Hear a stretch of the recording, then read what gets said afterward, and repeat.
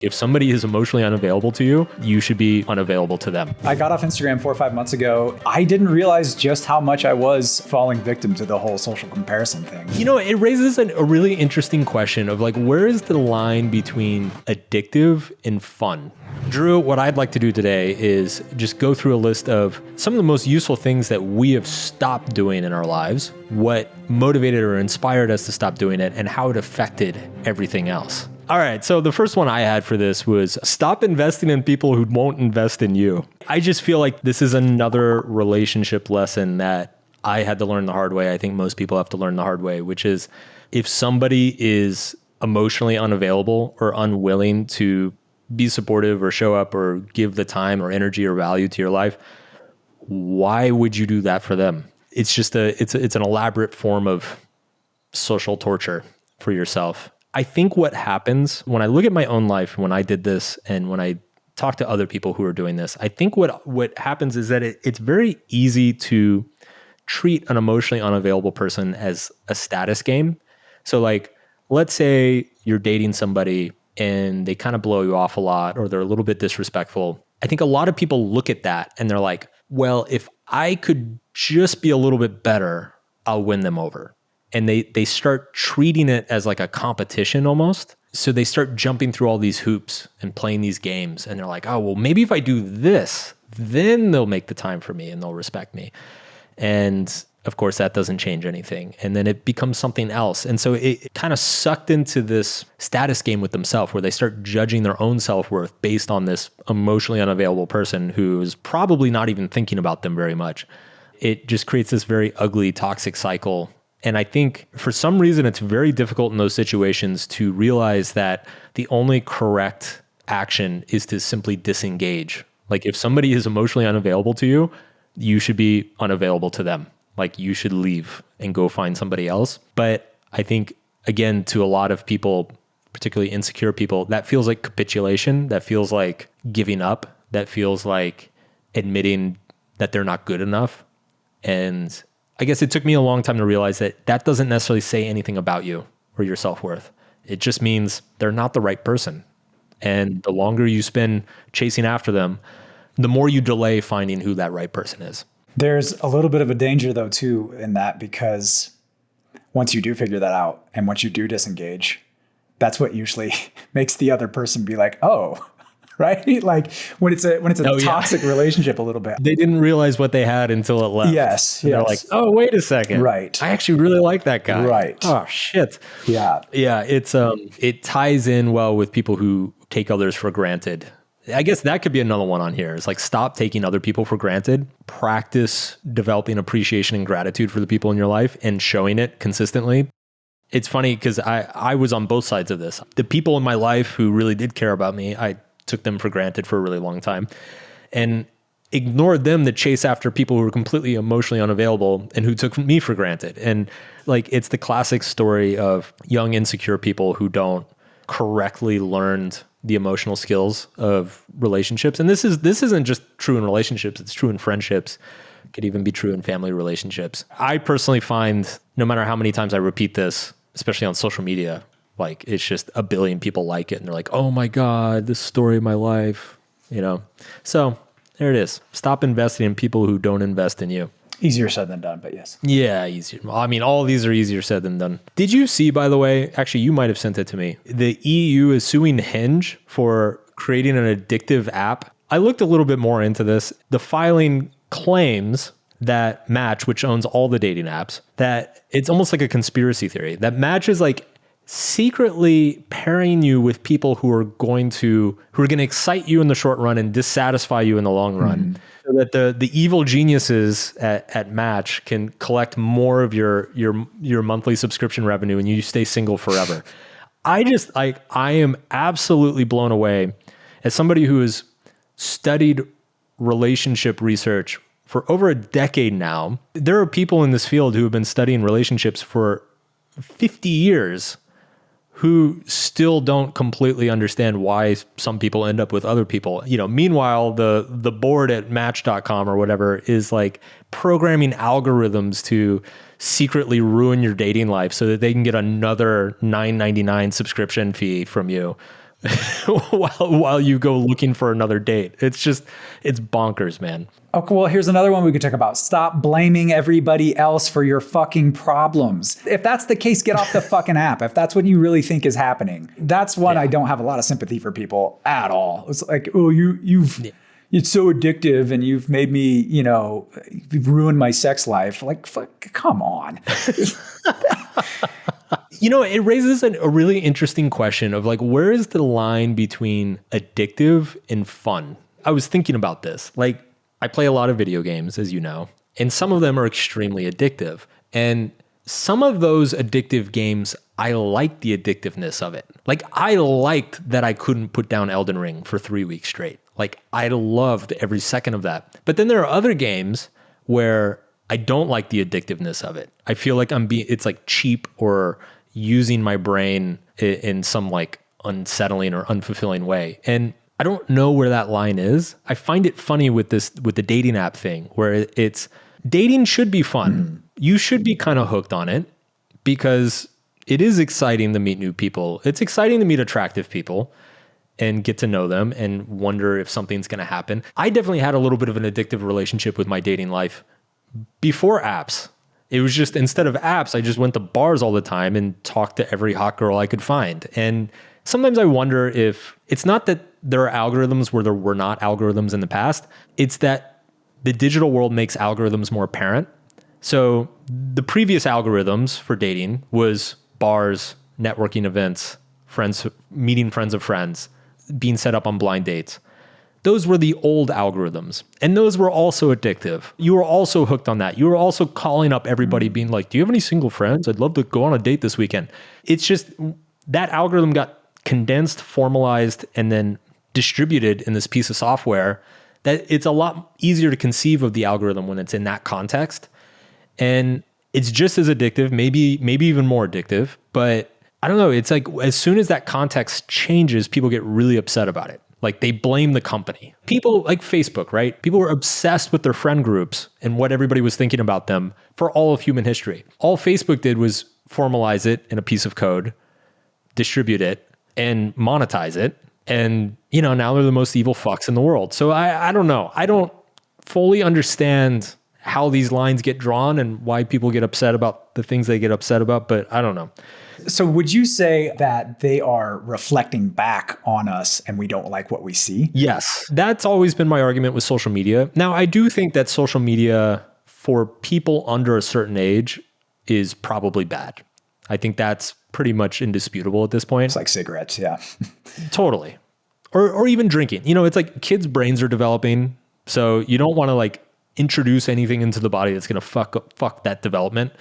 A huge part of brain development when you're a teenager or an adolescent revolves around your social relationships. Like that's the time in your life that you start figuring out your identity, who you are, developing your self-worth, developing your first friendships. Everybody knows teenagers are obsessed with their social relationships, and it's because that's where their brain is in their phase of development. So if you introduce a piece of software that just like puts that on steroids, it's like actually putting a teenager on steroids. Like it completely fucks with their biological development. But like if you're 40 and you're just bored at work and you just kind of refresh Twitter compulsively, I don't know that that's like an evil empire trying to like leverage your attention, to like oppress you or whatever. I don't know. I think every generation gets really scared and upset at the new technologies, particularly the new forms of media. And I just don't think this is any different. When we were kids, everybody thought TV was going to ruin kids' brains. Yeah, my mom called it the idiot box. Totally. And I remember growing up, like I had friends who their parents put them on a strict, like, 1 hour a day TV curfew, and they could only watch on Saturdays, or they could only watch after they did their homework. The exact same shit a lot of parents do with social media. So it's one of those, like, the more things change, the more things stay the same type things. Okay. I got one for you. I've stopped comparing myself to other people and instead compare myself to my previous selves. I think that's been a big one for me lately anyway. Interesting. What inspired that? I got off Instagram 4 or 5 months ago, and I didn't realize just how much I was actually falling victim to the whole social comparison thing until I was a couple of months out. For the first 4 to 6 weeks, I was like, this whole get off social media thing, it wasn't really landing for me. And then about 6 to 8 weeks in, I really started to be like, oh, yeah, I don't have that constant gnawing, inadequate feeling anymore that I generally had with if I spent, an hour on scrolling through Instagram and seeing what all these people from all over the world were doing. I heard of this concept. I think the author Liz Gilbert talked about it, where she said that every past self is an individual and every future self is an individual. So like sometimes when she like wants to get herself to do something that she doesn't want to do, she thinks about future Liz. And she's like, future Liz is going to be so grateful if I do this for her. If I load the dishwasher, future Liz tomorrow is going to be so grateful that I loaded the dishwasher. And then, when she wakes up the next morning and all the dishes are clean, she's like, oh, thanks, past Liz.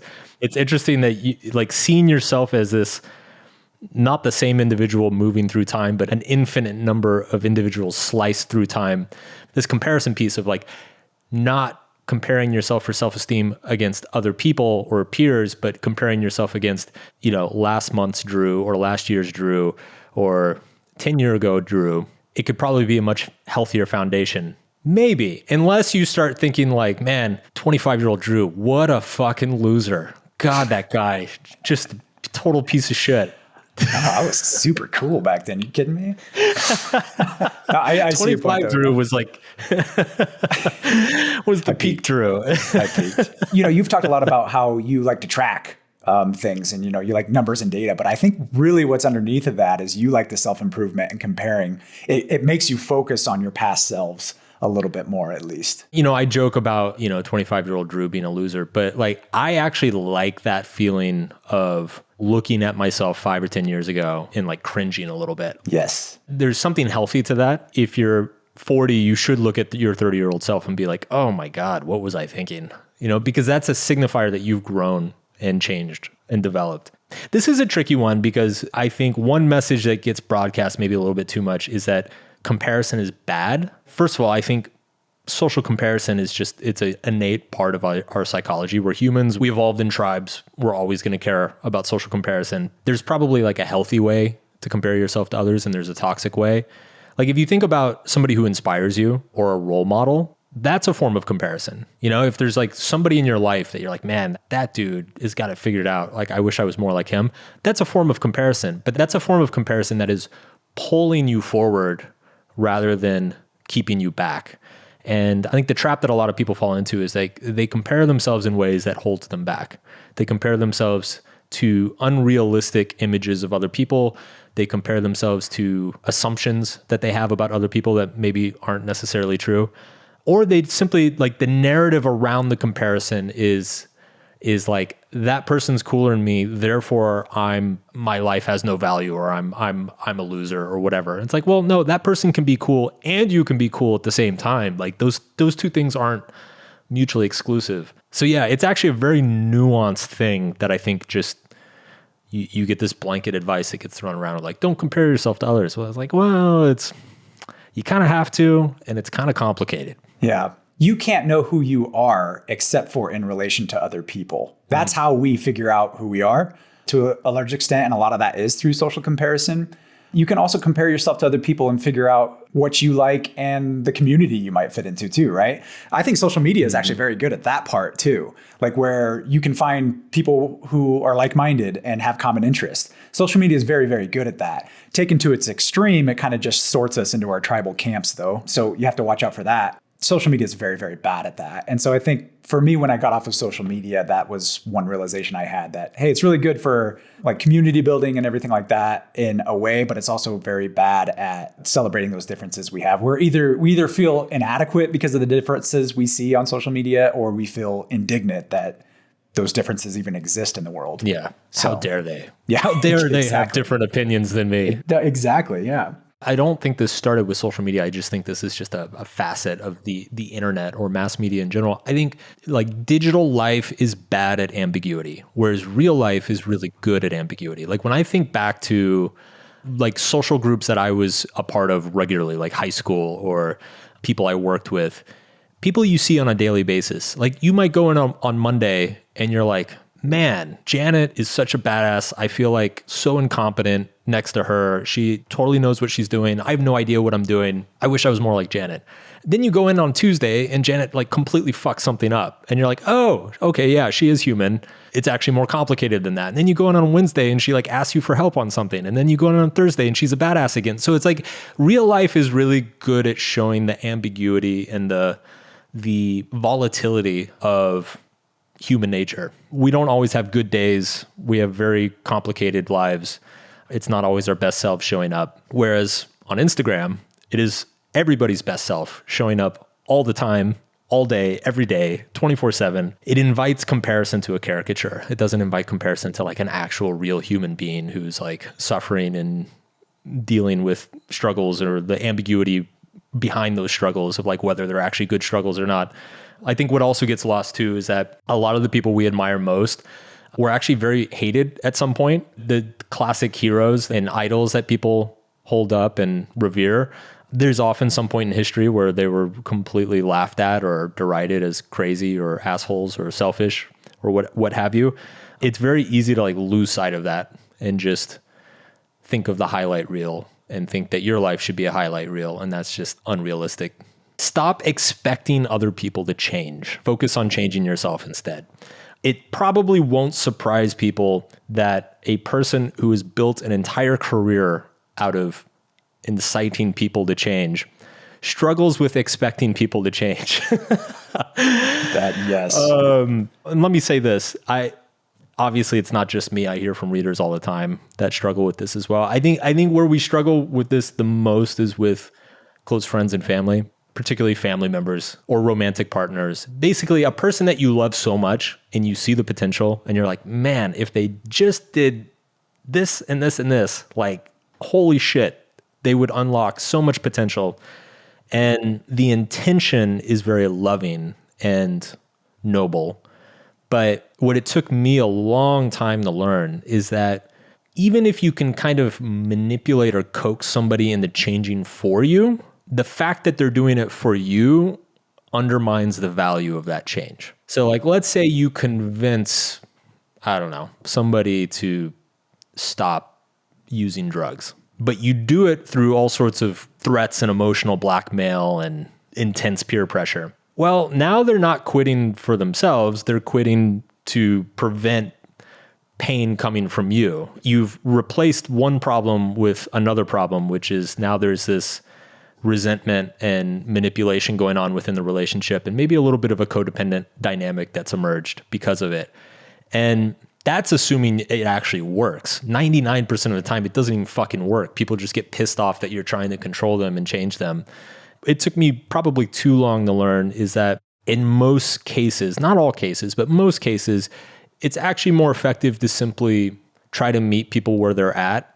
And if they are open or interested in potentially changing and that they are open to feedback and they're open to your input, offer that input, maybe give them a nice little nudge in the right direction. But it should be gentle and you should be walking beside them and not dragging them by their feet, kicking and screaming. Somebody emailed in and they said, yeah, my mom always told me you can lead a horse to water, but you can't make him love you, which I remember that. And I thought that was a great line. You also had Lori Gottlieb on recently, and she made the point that, one of the reasons it's hard to change other people is other people don't like being told what to do, but it's also really hard to change ourselves. So how are we expecting to change other people around us? I personally think, and this was definitely true of myself when I was younger, I think a lot of times our intense motivation to change people around us is born out of avoiding some sort of change that we need to be making in ourselves. So it's like, I don't want to admit that I've got some sort of emotional problem going on. Mm-hmm. So, what would make it better is if everybody around me changed to accommodate me and realized how insufferable and unbearable they're being and how much they're harming me and how difficult this is for me. The world doesn't work that way. And it's, again, even if you do kind of guilt them into changing for a little while, you're actually just introducing more poison into the relationship. And it's not going to be effective in the long run. So that's been something that it's been I have had to learn the hard way. And I think a lot of people have to learn the hard way. And It's actually been interesting, I think, in this scenario. So to kind of bring it back to the job, right? Like when I started blogging in 2008 and when people started asking me for advice in 2008, I think I had a very naive view of this. I really did believe that like if somebody emailed me and was like, hey, I went on this date with this girl and she really liked me, but now she's not responding to my texts. What do I do? How do I get her back? I think I was naive and arrogant enough to think that I knew the answer to get her back. And it's funny because the longer I've been in this business, the fewer reader questions I answer, simply because I recognize that either A, I have no idea. These problems are so individual and so contextual, and so much is based on personal histories and values and beliefs and culture that like I'm probably not going to give a super effective answer. But also B, it's like even if I could tell you like go do this, this, and this, that might not actually end up being valuable. I do think in a lot of cases there's an importance of simply experiencing it for yourself and learning the lesson yourself, not being reliant on some authority figure or some voice you respect to tell you what to do. This is kind of an irony of the whole self-help industry that I found, is that generally you have people who have never learned to take responsibility for themselves, spending tons of money to go to seminars, to have somebody essentially tell them that their problem is they've never taken responsibility for themselves, thus taking responsibility for them, for their change, and just completely subverting the whole point of the exercise. And it's kind of like, I don't know, it's a little bit of a dangerous thing to play with. You have to be like really, really careful when giving advice, and you have to be careful when steering or directing people in one way or another. Maybe it's a little libertarian of me, but you have to find a reason to not let people learn the lesson themselves rather than the other way around. The best way to change someone is just kind of set the example. And if they take the bait, they take the bait, right? Then if they come to you and they're motivated to change, then that's much easier to be like, okay, this is what I do. Try it. Absolutely. It's much more effective to be a counter argument than make a counter argument, because people can rationalize and deflect and ignore counter arguments. But when you embody a counter argument, when you like your existence contradicts what they believe to be true about the world, it's really hard to ignore that.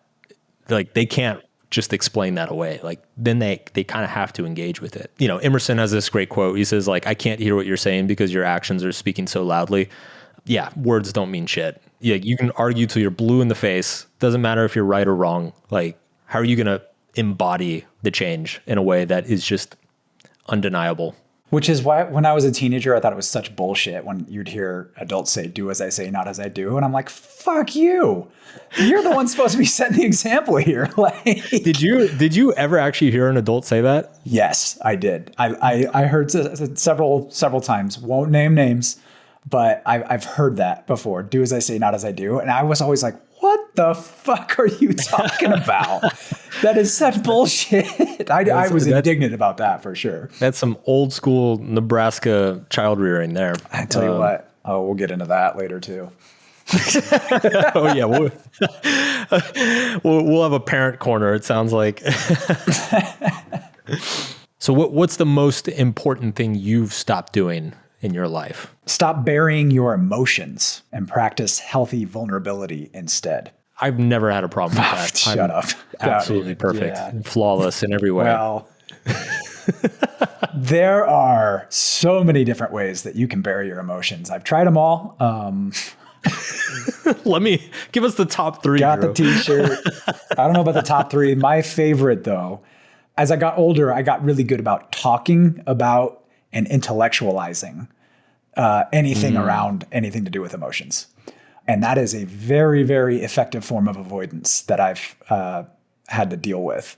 And I think it's pretty common, especially among people like us who get into this whole self-improvement thing and we nerd out about it. It can be a very insidious form of avoidance when it comes to your emotional life. The work I've done with you too, it's easy for me to do that. It's like, oh, okay, we're going to make some piece of content on attachment or something like that, right? Like your emotional attachment to other people. And it's very easy to intellectualize that and kind of bury your emotions when it comes to that. There was a period in my life, and it really wasn't that long ago, probably, 7 or 8 years ago, where I was like having a lot of difficulties remembering that period of my life. Like it had to do a lot with like a difficult relationship that I was in. And a lot of it was due to me, I came to realize. And I was like, I don't remember this very well. I know on some level, I knew what happened. I knew something happened and I kind of knew the general timeline, but I'm like, I just don't remember it very well. It's so foggy to me. And so I kept rehashing that and kind of going back over that. And as I was doing that, some of those same emotions started to bubble up, right? And my initial reaction is to just like shove that shit down, right? Like just fucking push that shit down and not address it.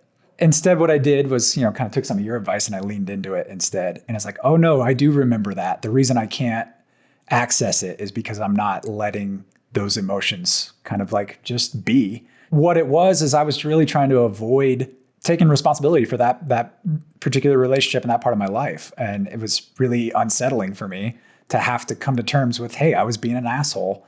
I handled this very poorly and I didn't want to face that. That's like an old school Freud thing that I think he was right about, which is our memory removes things that are extremely unpleasant or the things that we don't want to think about.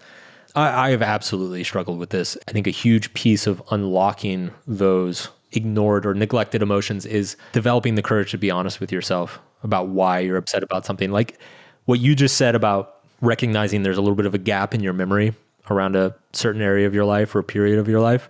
I used to really avoid thinking about that. Like I used to explain it away of like, well, we've all got gaps in our memories, or like, memory's unreliable. What I've learned now is that if you find a gap like that, that means that there's probably something important there that you need to start digging for. And so I think a lot of it is just understanding kind of the signals that your own brain gives you, your own methods of escape and suppression and how to counteract them. Emotions are tricky because they can both be suppressed in an unhealthy manner and they can be overindulged in an unhealthy manner as well. And I think you often see people go from one extreme to the other. So they go from completely ignoring their emotional life and pretending it's not even there. And then when something finally kind of cracks them open and all the emotions come flooding out and they see the profundity of like recognizing their emotional life and being in touch with their emotions, they almost become obsessed with them. It's like everything is about emotion.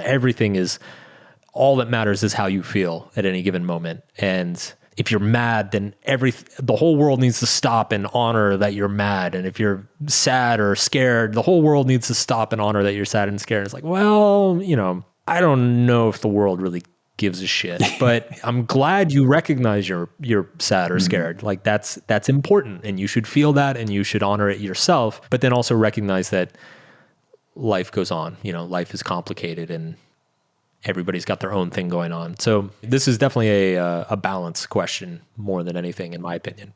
Yeah. And I mean, the whole thing around vulnerability though, too, and you mentioned this, I think it was with Lori Gottlieb as well, that real vulnerability isn't like you were just talking about, like the whole world needs to recognize my anger or my sadness or whatever it is and be okay with it. No, real vulnerability is I'm going to express myself with the expressed knowledge that people might not like me, that I might be rejected. That's a tough one. That's a healthy vulnerability, but it's a very, very difficult thing to do for a lot of people, especially when they've not been vulnerable before. It's been interesting and disappointing to see how vulnerability has gotten completely like ruined by the internet over the last 10 years.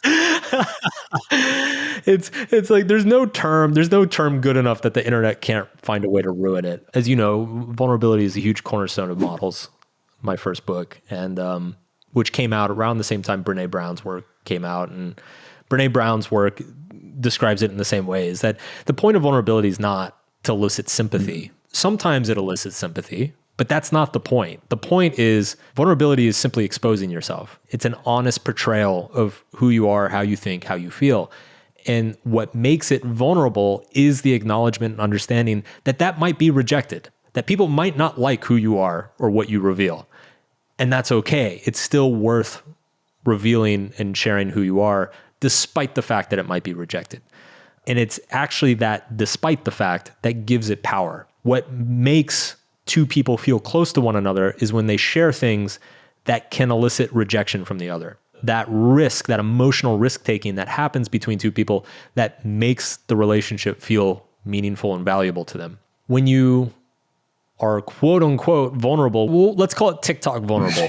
When you're TikTok vulnerable, you're sharing things merely to get attention, clout, and sympathy. TikTok vulnerable is actually the opposite of vulnerability because you're only sharing things to elicit a certain response in people. You are sharing things as a means to avoid rejection and as a means to hide who you really are rather than share who you really are. It looks the same on the surface. A TikTok vulnerable thing might be like, hey, I struggle a lot with self-doubt and depression, and it's weighed really hard on me the last year. Real vulnerability will sound exactly the same. It'll be the exact same words. What changes is the intention behind it. The TikTok vulnerable will share that fact about themselves with the intention of eliciting sympathy and getting a certain type of attention from people, approval from people. Whereas actual vulnerability is just sharing it because it's a significant fact and they just want people to know. Whether it's rejected or not has nothing to do with why they shared it. There's a freedom that you find in all of that. And it's like when you're being really vulnerable or you're being really honest, you are not having to keep up the appearance of being something you're not. And there's a huge freedom through that. Whereas if you're sharing something on TikTok and it's to get other people to send you likes and whatever, there's no freedom in that. You're chained to whatever everybody else thinks or to some version of yourself that you're not even sure if that's the real authentic part of you. Honesty, vulnerability, and freedom are all inextricably linked. The less honest you are, the less free you will feel because you are constantly having to censor yourself or change your views or behaviors to accommodate others.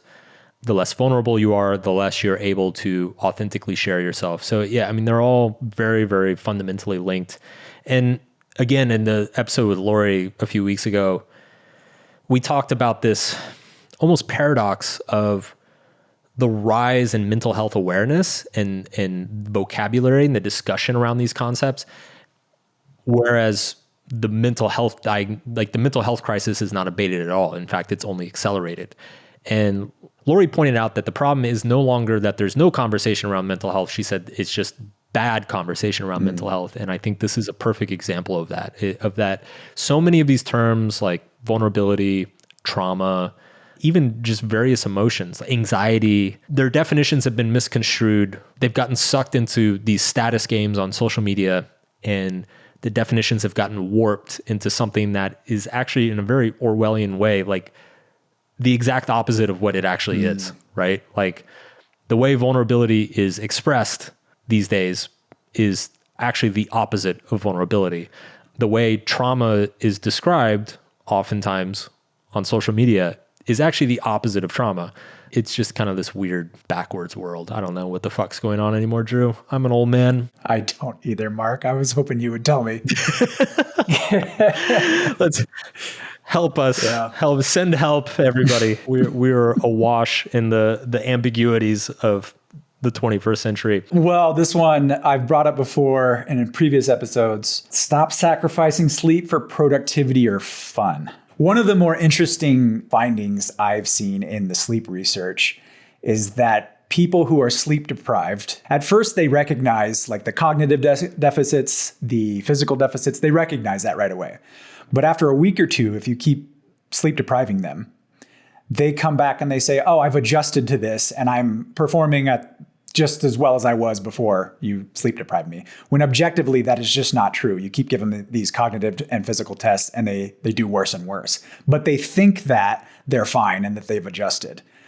And it's fascinating to me because it's like people think that they're, I don't know, above biology or something. So on a very general level, I agree with you. I think when you and I were younger, forgoing sleep either to party your ass off or work your ass off, it was kind of a badge of honor.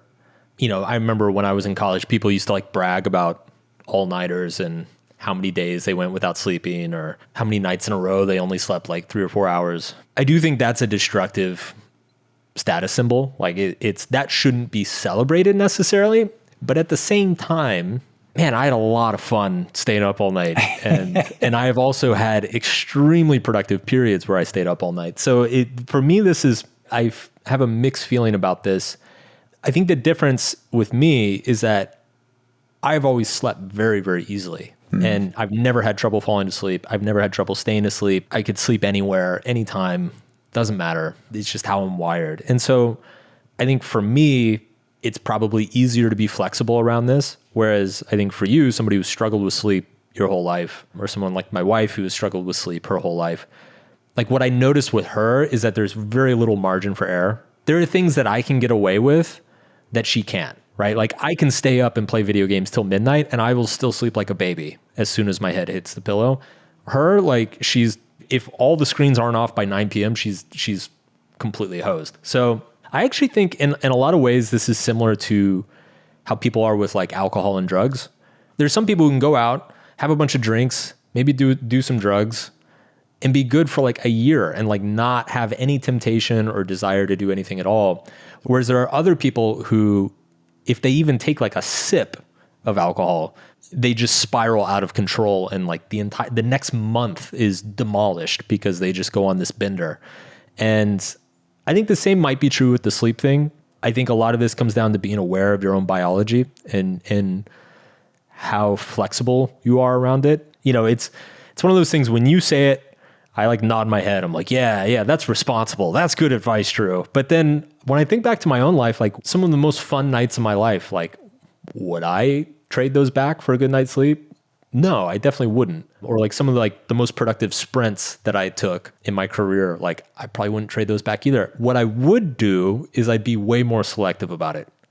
Like not just stay up night after night after night because that was like the cool thing to do, and not work super late night after night after night just because, you know, whatever, you're hustling, you're grinding. I think it's picking and choosing your spots and then being very strategic and smart about it. All right, next one, since we're on the topic of health and being selective about destroying your body, I put stop drinking, at least for a few months. I don't want to like hammer the audience too hard with the alcohol thing. I think everybody has kind of sensed how big of a deal it's been in my life. I did a video last year. I think I'm probably going to do another video this year. It's kind of like a 2-year follow-up. The experience has evolved and changed as time has gone on. And it's not necessarily that anything from that video last year is not true. It's just shit got way deeper than I expected. Yeah. The repercussions and ripple effects of quitting alcohol has been much deeper than I expected. But yeah, the stop drinking thing, I would apply this to just any drug whatsoever, even the so-called healthy drugs. I didn't realize it when I stopped drinking, but I had not been 100% sober for an extended period of time, probably since I was like 13 or 14. Wow, really?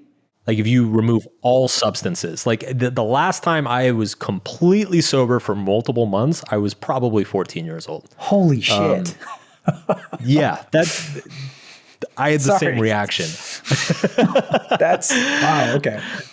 I had the exact same reaction. Absolutely mind-blowing. So to be fully sober as an adult for the first time in my life for an extended period of time, it has been very eye-opening. I just think it's one of those things everybody should at least try.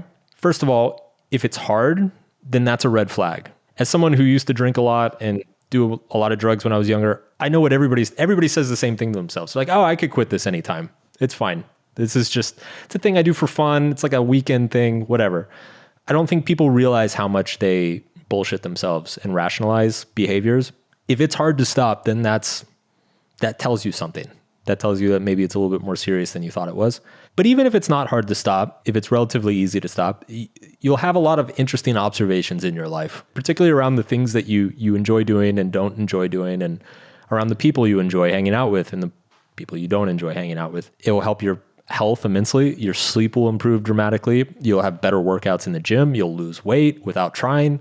There's just all sorts of knock-on effects that I think get undersold. When people used to suggest to me, like, stop drinking for a month, it was always for a very superficial reason. It was just like, you're trying to lose weight, you should stop drinking for a month. Or you've been partying kind of hard, maybe you should stop drinking for a month. Never really got deeper than that. So this is a deeper suggestion of stop drinking for a month, particularly if you're like me and you drank regularly for a long time.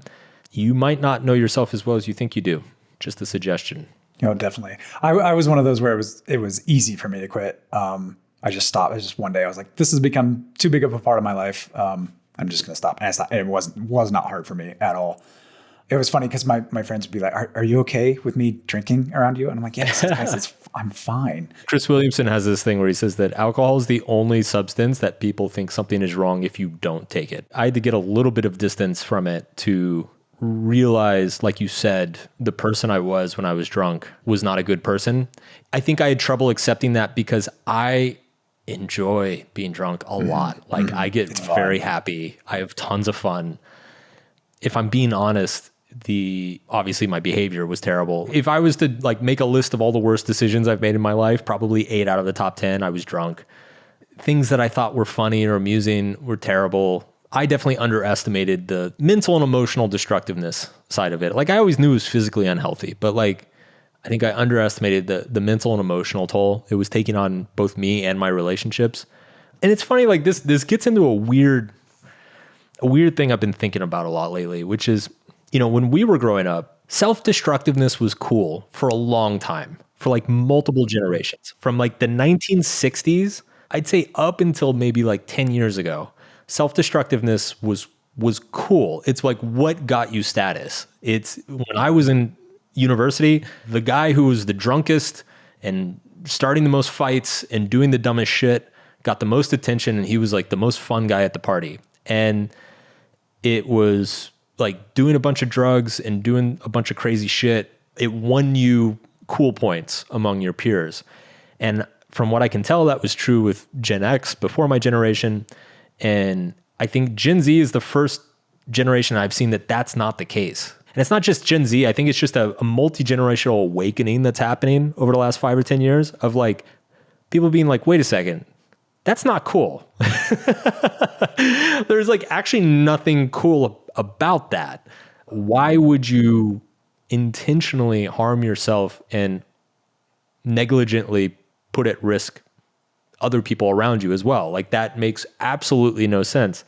So I've been like profoundly fascinated by this trend. And if you go back far enough, if you go back to like the 30s, 40s, 50s, self-destructiveness was not cool at all then either. So like we have this weird 50-year window where sex, drugs, and rock and roll in the 70s and 80s, and then alternative rock in the 90s, and the party lifestyle in the 2000s, where self-destructiveness was cool. It was a status symbol. It was something that people aspired to. It's something that got you attention and even reverence from people around you. And it's just such a strange thing. And I don't really know if I have a conclusion or a point, but it's just something I've been thinking about a lot lately, especially as a sober person. I'm not only asking my past self, why did past Mark do that? I'm also asking, why was this a thing?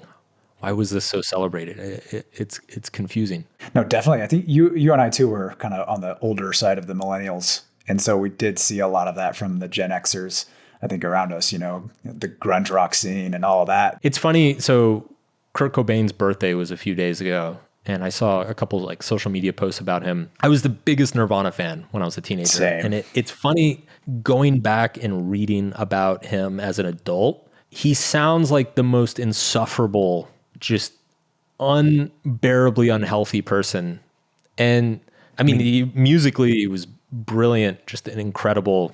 I still love Nirvana. I still love the music, but it's so interesting looking at it with the perspective I have today. And not just him, but like all of those bands back then. Like it just profoundly unhealthy, mentally unhealthy, emotionally unhealthy, actively destroying themselves and then being celebrated for it. Mm-hmm. And on top of that, they're all like 20 years old and had no life experience. So it's not hard to see why so much of that ended tragically, but then even the tragic ending like was kind of celebrated and held up. I don't know. I feel like one day I'm going to go off to a desert island or something. I'm going to write like an anthropological study of rock music in the 80s and 90s and like how it makes absolutely no sense outside of like some weird form of cult-like religion that we all got sucked up into through MTV or something. I'd read that book. Yeah. Oh God. It was an interesting time to grow up as a kid because it was like this in between phase where we were We were exposed to a lot of that. And then our generation was like, no, you guys are going to be the good kids, right? And we didn't quite know what to do with that. The 90s is the perfect example, that quote that I love, and it's in Subtle Art and I repeat it all the time, but it's like, if a person does not have a serious problem in their life, their mind will quickly set about inventing one for themselves. The 90s is a perfect example of that. The Cold War was over. Absolutely. Economies are absolutely booming. Technology is changing the world. Just an insane amount of optimism. And nobody had anything real to worry about. And so you get all these kind of like fake made up controversies and self-destructiveness, especially growing up in Texas and Nebraska. Like, it was just this revolt against the suburbs, the revolt against the American dream, you know, the white picket fence and the 2.5 kids and a dog, for no other reason than there was like nothing else to be upset about. Yeah. That's enough of that. We've talked for long enough. Let's let these people go. Everybody listening, be sure to like and subscribe, but also just follow the show. Like, it helps us out, helps us get good guests, you know, helps Drew and I feel good about ourselves, because we definitely need help feeling good about ourselves. Just two extremely insecure middle-aged men here coming together on a Tuesday morning, talking about our emotions. Are we middle-aged now? Oh, man. Until next time, everybody.